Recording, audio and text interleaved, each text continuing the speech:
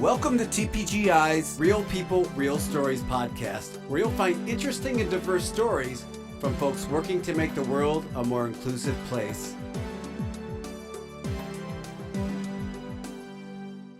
Hey, welcome to Real People, Real Stories podcast, brought to you by TPGI. I'm your host, Mark Miller, thanking you for helping us keep it accessible. Do us a favor. If you're enjoying Real People, Real Stories podcast, share it. Tell someone about it. Hey, even link to it from your accessible website. Thanks, everyone, for joining us again. It's great to be here. I want to start off by introducing my co-host for the first time, Corey Perlander. Corey and I work together quite a bit, and I'm very excited to have her doing this podcast along with me. And then, of course, I also want to introduce our great guest today, Christy Veers. Did I say your last name right, Christy? I know. Veers. Yes, Veers. Okay, Christy Veers. And so welcome, Christy. How are you? Thank you. I'm doing pretty good, thanks. How about yourself? I'm doing great. And I just want to say for all of our sighted listeners, when Christy first came on, I was really interested in I guess it's a sweatshirt that she has on, and that's a picture of a cat, if you can't quite see it, and it's pretty cool. It's a big cat head. And I hear that you're a huge cat lover. Is that true? Oh, yes. We have 3 of them. 3 of them? Yeah. They keep you company during the day? Mm-hmm. Excellent. When they're not sleeping. When they're not sleeping, which if I know cats, it's like most of the time. So. Yep. Sleeping, feeding, and pet me. That's the cats. That's the keys. Yep. Yeah, those are the keys. But we're not here to talk about cats with you. You actually did something pretty cool with your iPhone that drew a lot of attention. You want to tell us a little bit about what happened there? Yeah, it was actually one of the coolest things I think that's ever happened to me, honestly. And I will remember it every single day from like here on out. Like it seriously was. Especially, I'm not saying like I've had a horrible life, and a lot of people have, but like I've just been through a lot. And I think it was one of the things that it keeps me going, like Great. The fact that it happened to me like that. It was just overnight. Like like a couple of my close friends had asked me like how it works, the whole using an iPhone and being totally blind, or if you have some sight, low vision.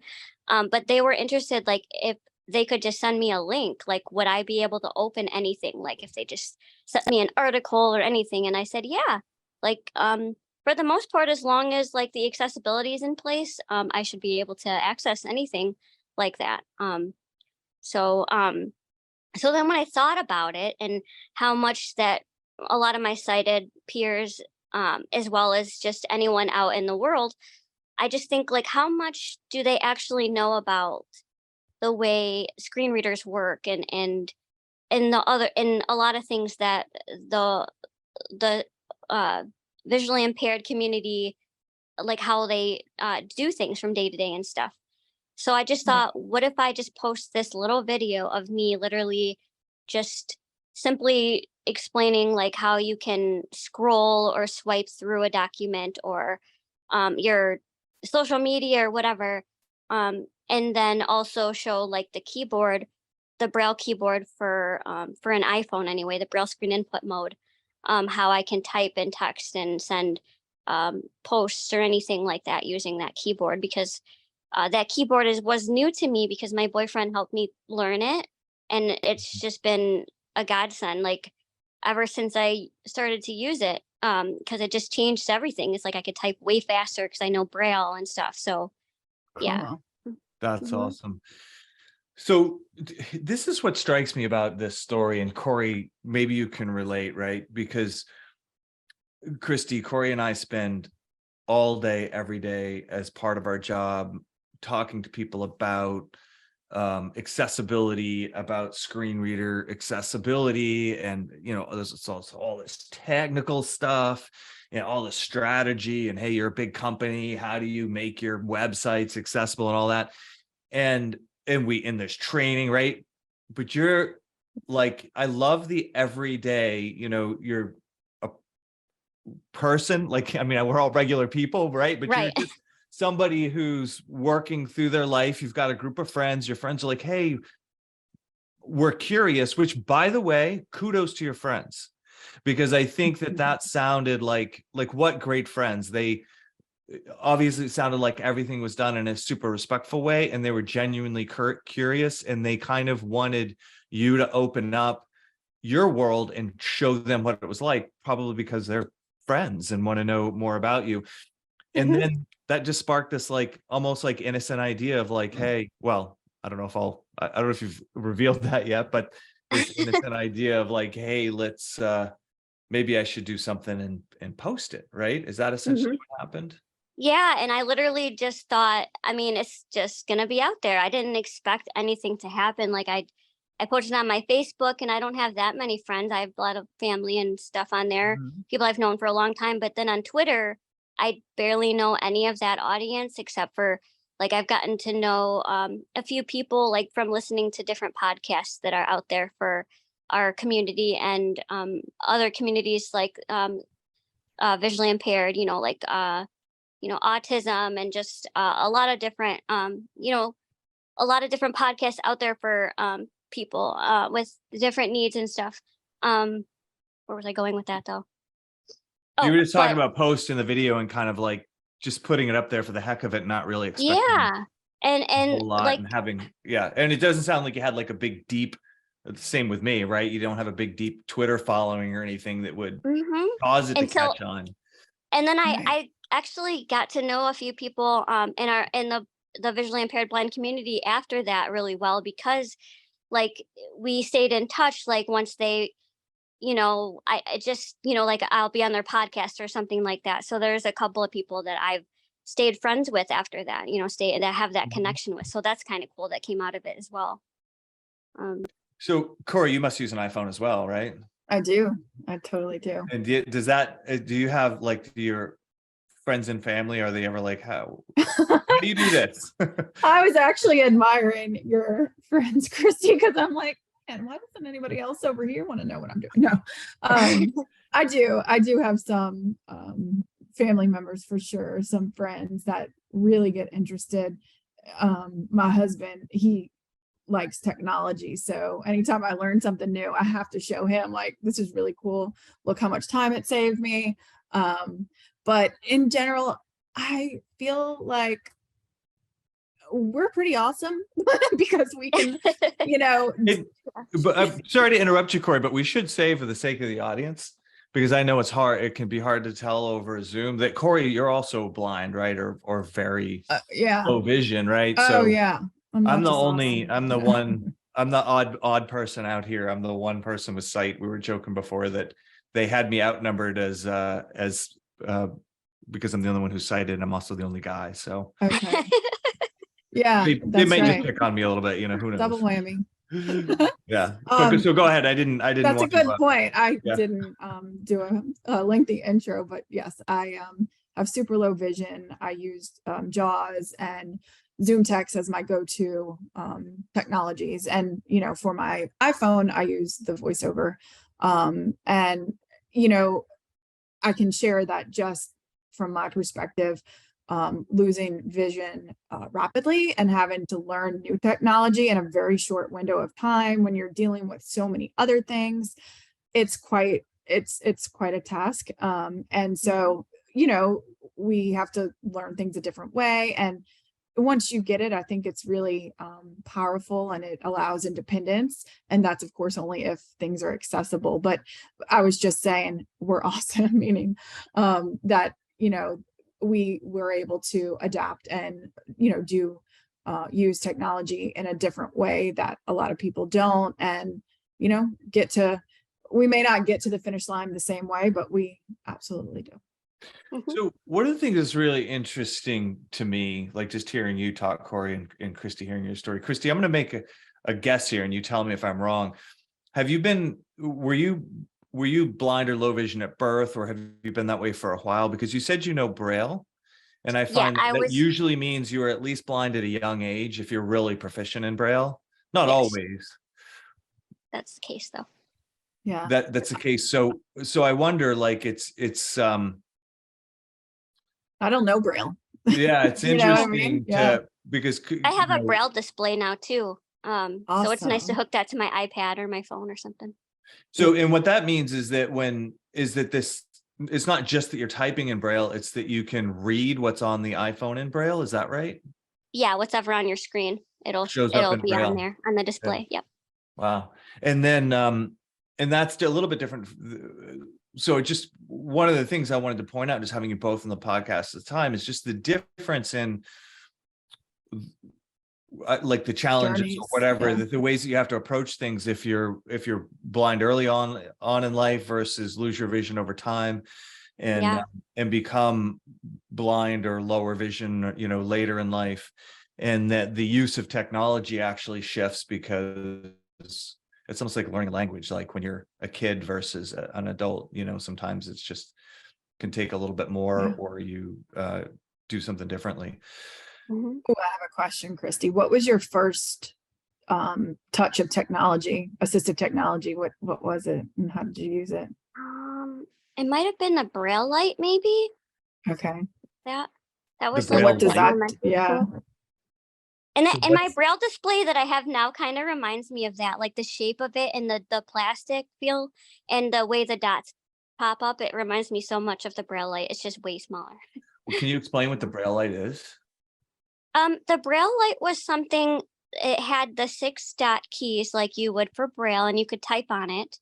And it was the main function, I believe, was you could save files, like if you were writing a Word document, and you Mhm. can just save a whole bunch of files in there, and then you can plug it into a printer and print off your work. So I'd use it a Oh, lot in yeah. school too.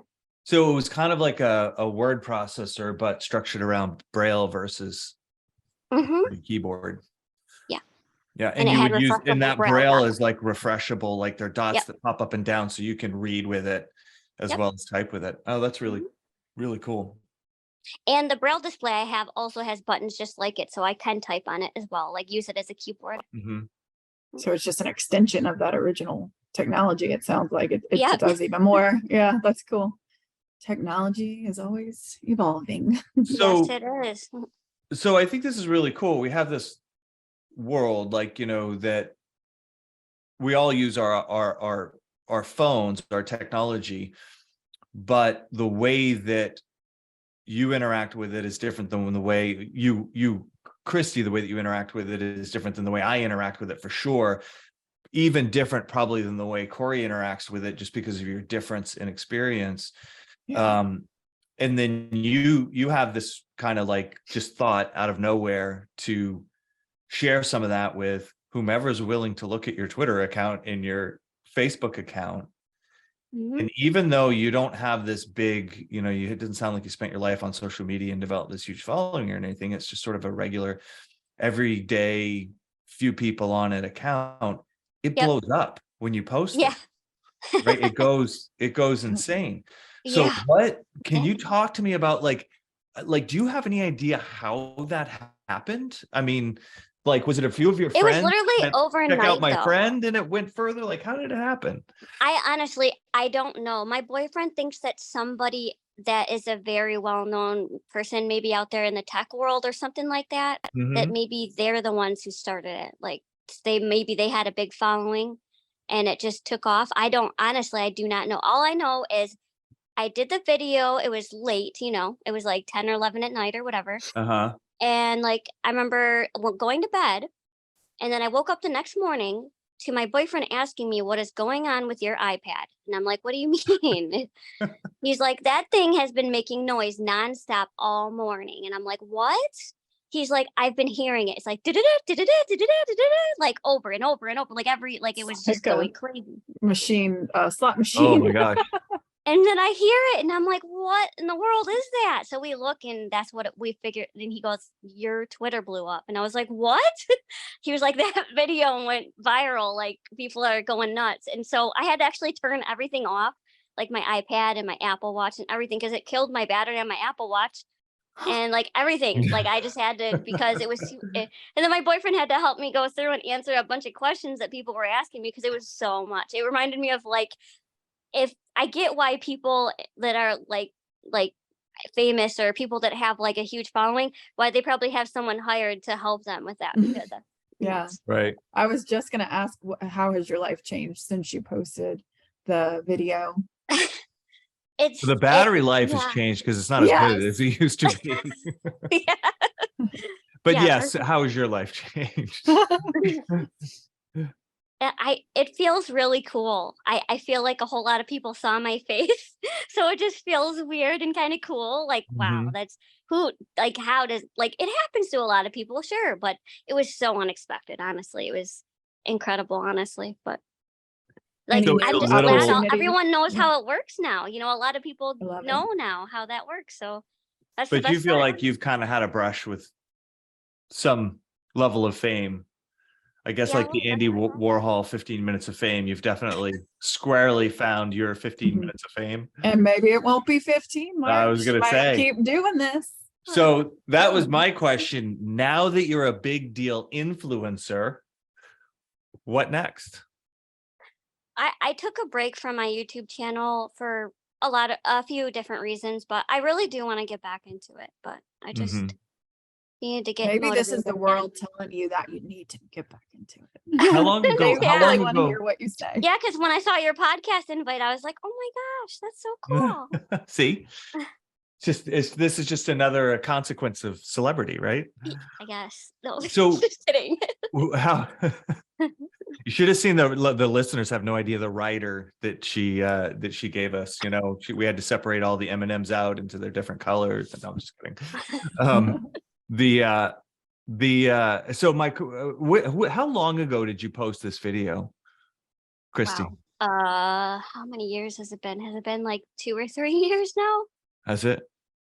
Yeah, Yeah. it hasn't been too long, but And do you still get traction on it, or is it? sometimes, once in a while, I'll see people posting it on my Twitter, and once in a while, it will go up again, like a whole bunch in one day. Like Mhm. someone just saw it and decided to post it, and then other people started doing it, and once in a while, it will do that. It kind of has a re-life. Revives, yeah. Yeah, it's Yeah. a couple waves now and again, and then once in a while it'll be like one or two people, or they'll like it or something, or they'll say something. And a lot of times I feel bad because sometimes it's languages I don't know, and it's like if I don't know how to translate it, No, then I'm that's like, interesting that it's really hit different languages. yeah. So did you do That's any follow-up posts after that initial post? I did videos on how to use braille screen input for iPad, and Uh-huh. it's because it's similar to the iPhone. It's pretty much the same thing. So I did that right away after to And did explain how to those do it. I actually had a mom reach out to me and told me her 6-year-old knows how to do braille screen input now because of me. Like she figured it out and Oh, helped him learn wow. it. And that made Oh, me like so touched. did the 6-year-old have a vision impairment, or was it a sighted Yeah, 6-year-old that was like, I don't this is cool, I I'm don't gonna know to the extent like where on the spectrum he was, like if he's totally blind or partially or right. anything like that. But she just said now he knows how to do it and he's happy to have that. So That's like at awesome. 6, that's pretty good. That's awesome. Absolutely. So they got some traction, these new videos, but not quite the same as that original one. Yes, not the same at all. I wonder what it was about that original video.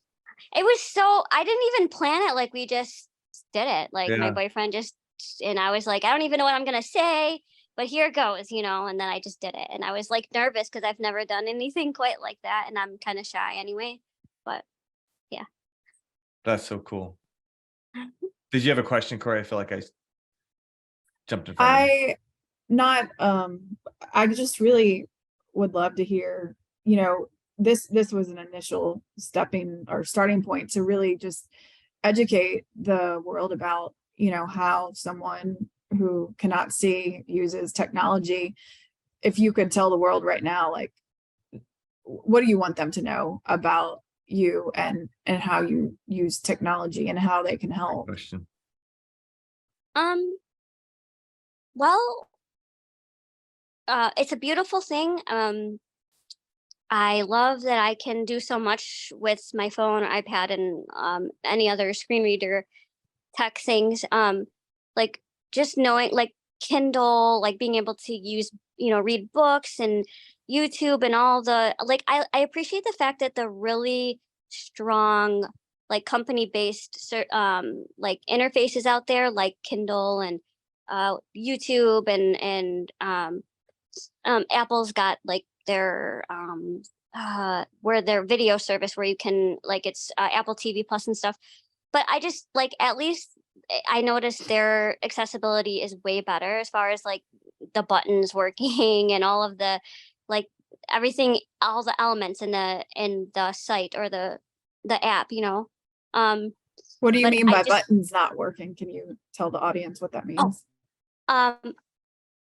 Well, I'm not very good at all the technical part, except I know that the screen reader needs somebody to go through like auditing or like going through and making sure that they're using what they need to make this site user friendly with the screen reader.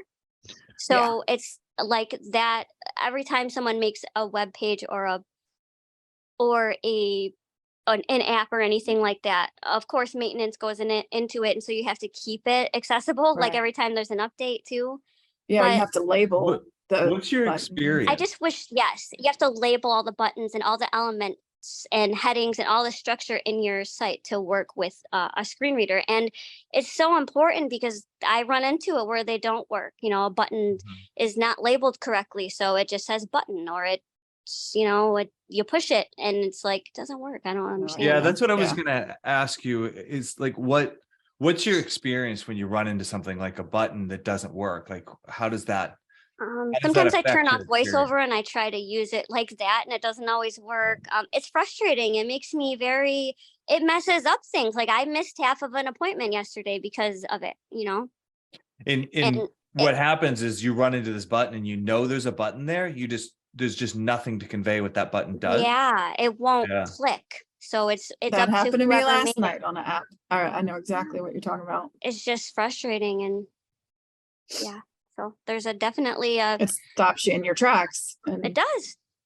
and I think makes life today hard. with the technology where it is, like there's possibilities for it to be accessible. So just getting the word out and, you know, educating people on what that Absolutely. looks Like like. I wrote in a post yesterday. I know that this isn't even a thing that could ever happen, but I just wish sometimes that there was no need to make the app accessible. Like I wish Mhm. that the framework just worked with whatever the screen reader Never is. But say obviously never. that's Mhm. yeah. I said never say never, maybe. I Yeah, mean, that that's would be an really that's a really interesting thought, right? And I think it's possible, but it's possible in like policy and attitude, because no app works until somebody builds it and makes it work. And it could have a bug in it that affects everybody. So you have to look out That's for a very bugs good point. and Yep. improve it. You know what I mean? So it's just a matter of going like, hey, we're concerned about a person who can use a keyboard and a mouse, or who can see their phone and see the touch screen and all that. We're concerned about whether or not it works for them. We just need to also be concerned whether or not somebody who's only relying on hearing and touch and is using a screen reader, or maybe plugging in a braille display or something like that, it just needs to work there too. Like it's almost an absolutely. extension versus, and I think that's where I think you bring up some really good points, because I think a lot of people think of it very separately, and it's like, no, it's just an extension of the user experience you're trying to create. Yeah. In the first place. And it's I more know inclusive. for Apple, they made screen, what is it? It's like a recognition thing, screen recognition. Mhm. And when you enable it, it helps with some of the unlabeled elements like buttons and just different things Mhm. on a site. Some of it the will- screen readers are getting smart. Image, like a visual. Yeah. Yep. maybe. But Mhm. sometimes it doesn't work the greatest because it still, I think, relies Still just somewhat to- on the the interface, I Mhm. don't know. So it doesn't always work reliably. And so it's like I bet some people are out there like, well, they have that cool new feature in their, with Apple where it'll tell them stuff that might not have a label, but I feel like it doesn't matter. Like you should never just assume that the screen reader is going to be able to just help where there Right. isn't. I just wish more people would put more effort into making sure that we're just as much of a priority being that those of us that use a screen reader as anyone else, that we're Well not like said. this, oh, well, yeah, we should include them now. Oops. Yep. So That's well said. And again, Christy, what I really love about this is that Corey and I are always kind of marred down in the business and technical details of all this. And you're a person that lives outside of that world, that's just living your life. And you have, I'm going to call it like a very innocent approach to this. You're like, I just need to use my phone, right? yeah, seriously. And I wish though, that's everybody would make it literally a priority. And it really for me, who's always caught up in this, just humanizes it very nicely, where it's like, look, here's this person, sitting on their couch, Yeah. just using their phone like everybody in the world wants to do. And one, kudos to you for sharing, because I think that the awareness that brings is staggering, especially when Yes. you get the viral nature of something like that one video.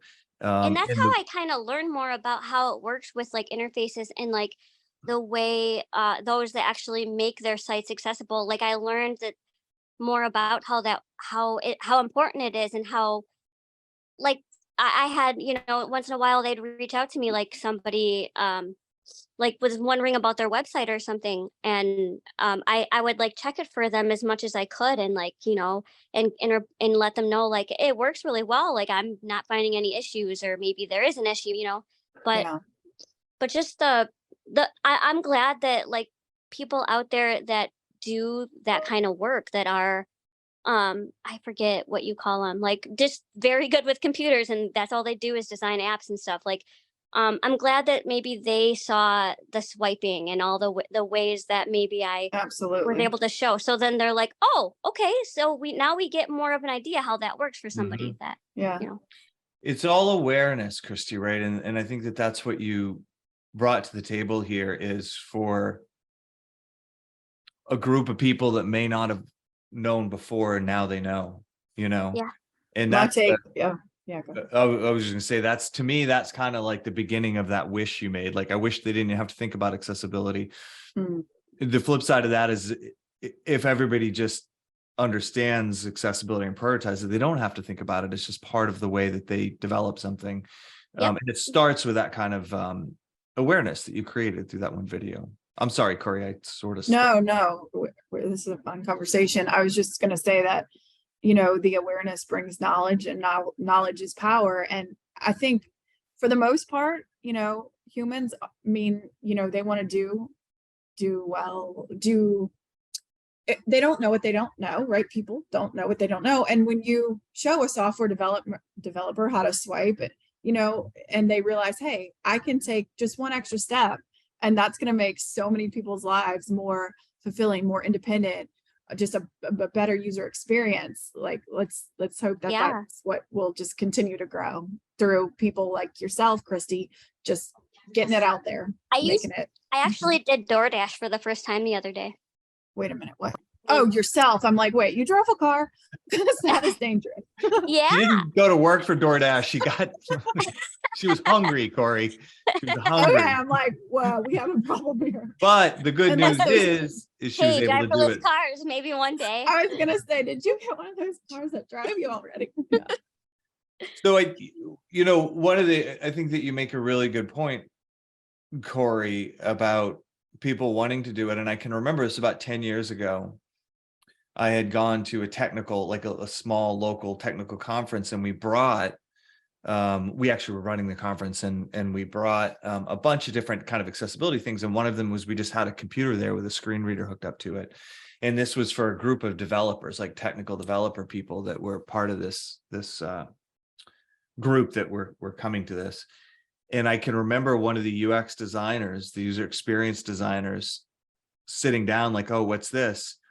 And putting on the headphones, which was then playing JAWS, and him navigating the web, going to some of his own things that he had developed, and just being excited like a kid in a candy Aw. store.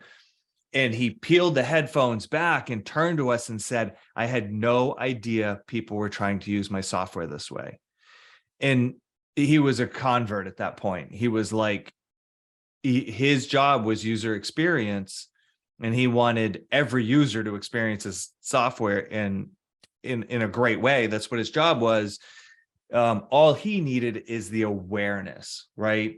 The same type of awareness that Christy, you brought to a bunch of people through a accidental viral video, So I think that's, your point's well taken, Corey, that it's a lot of people really want to do that, and they want everybody to be able to have the same experience. They just need the awareness. Understand it. Yeah. Yeah. Love it. So Corey, do you feel inspired by Yeah. here? We're gonna see a bunch of videos coming out. The difference is I am not an expert assistive technology user. So yeah, I could show them the slower paced version of it. But that's super cool. Yeah, I'm sure that'll change for you. So maybe you and Christy get together and she gives you pointers and tips. There we go. That'd be fun, my friends. Wouldn't it? I will definitely follow up with you after this. So we're coming to the end here, but is there anything that either one of you want to say that we haven't gotten a chance to say, or just re-emphasize before we say bye to everyone? I just look forward to the future and what it holds, and I hope that it includes more accessibility on the web, that it just keeps growing and getting better, so we don't run into so many issues all the time. We need to put you on a rooftop so you can just scream I was going to say ditto. I couldn't say it better. I couldn't say it better. So, Christy, if people want to find this video, how do they do that? I'm on Twitter it's at Christy, KRISTY _Viers. It's VIERS. I'm also on Facebook. It's just Christy Viers. I believe it says like Rochester College and some stuff about me. It'll say on there that if you type my name, if you put ChristyViers.com, that's another way to access my YouTube channel, because it's just on its own little web page thing. Nice. So. And we'll make sure that we put all that stuff in the podcast notes. So if you guys want to follow Christy and I'm on YouTube, of course. And you're on YouTube. So, maybe this podcast is your next motivator, even greater fame. So you might want to start getting some videos out there for your fan base. Yeah, I probably should do that, huh? Well, we'll be looking out. for them. Push them out. Yeah. All right. Any parting words, Corey? Thanks to everyone that is building and expanding their digital accessibility efforts. And like Christy said, it changes lives, not just for individuals using assistive technology, but their families too. So it touches so many people, more than a lot of people realize, and just want to keep the message going. Excellent. Well, thank you both. Appreciate both of you. And Christy, thanks for being on the podcast and sharing your story. Thanks for having me. You're welcome. It's so cool. It gives us all hope that maybe we can become famous influencers like you someday. Yeah. With just a simple video, unsuspecting video. Well, this is Mark Miller thanking Christy and Corey and reminding you all to keep it accessible. This podcast has been brought to you by TPGI, the experts in digital accessibility. Stay tuned for more Real People, Real Stories podcasts coming soon.